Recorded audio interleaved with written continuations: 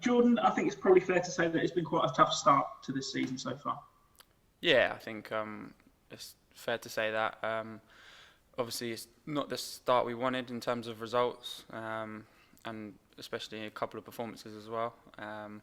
But there's been positives in games, but there's a lot of things to work on. Which, to be fair, we knew that coming into the season. It was a change of personnel, a change of formation. So there was always going to be that kind of error, kind of in terms of getting used to the formation and players. So I think it's quite natural to take its time to get the flow. I'm sure a lot of teams are in similar situations coming off the back of lockdown.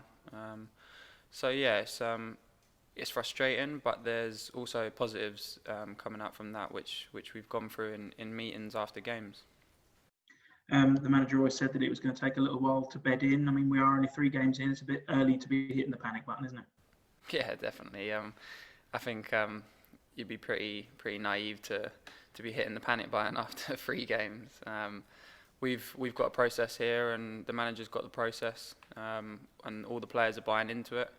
And it's like I say, it's building blocks. We're slowly putting things together in training, and it's been a tough kind of turnaround since lockdown. You got to think we've been not training for kind of, I don't know what it was 3 months or so, and then coming back in a few weeks of pre-season, and then the season starts with plenty of games, and then we've got plenty of games in October as well. So it's going to be a tricky season in terms of managing load and stuff like that.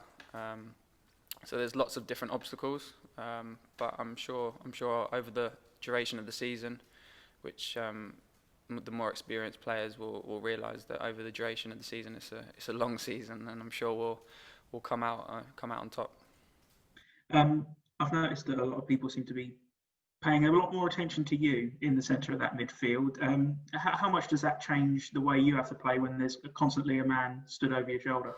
It's difficult. I think to have that pressure is kind of a privilege. When you've got teams that are putting players kind of in there and changing formations to kind of go against us, and more times than not that means putting a midfielder kind of on me, or the striker on Lou, or the middle of the centre backs. So it's like I say, the pressure is a privilege. I think if we weren't doing something right in terms of that, the way we play, then I don't think many teams would be changing. They'll be staying to what they do.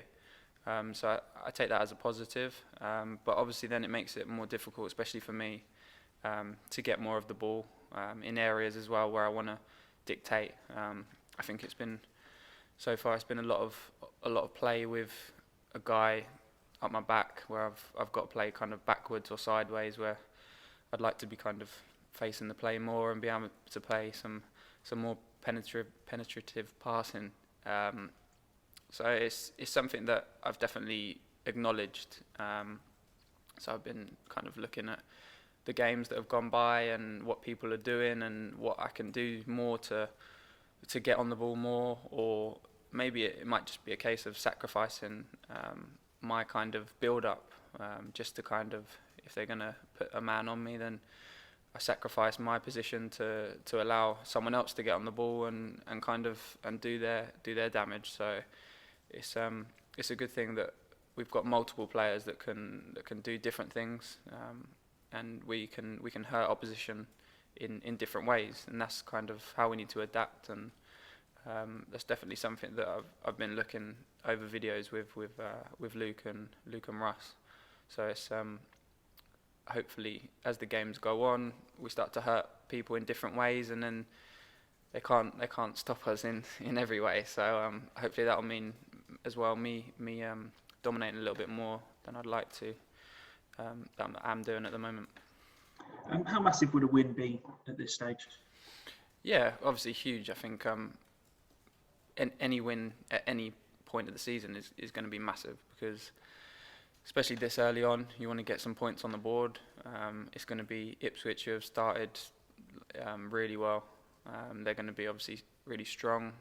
They were last season. They were a real strong outfit with some top players. So obviously a win would be perfect for us to get that first one. So yeah, we're looking forward to it. It's going to be a really tough game. So we need to make sure we are on the top of our game. But I'm feeling positive. I'm sure you've been sick to death about talking about empty stadiums and how different it is without the fans. But given this week that the supporters have, a lot of them have rallied to say that they'd rather the club keep their season ticket money rather than the club suspend the payments. I mean, how massive does that show that the fans are to MK Dons? Oh yeah, of course it does. The fans are huge for us. It was really disappointing to hear the news obviously the other day, with fans looking like it's going to be a little while until they're back in. Hopefully there is some better news in the weeks and it does change, but obviously at the moment it's looking like a little while until they're back, and it's been difficult without them. To be honest, we've got to try and find different motivations to get out for the game, whereas usually that's the fans giving us that little added motivation. But it just shows how much of a kind of a close knitted community it is, including the fans, players, staff, and everyone involved with Milton Keynes. So yeah, it's disappointing not to have them here, but like I say, hopefully that can change in the near future, and we can get at least a few in, and it will make a massive difference for us.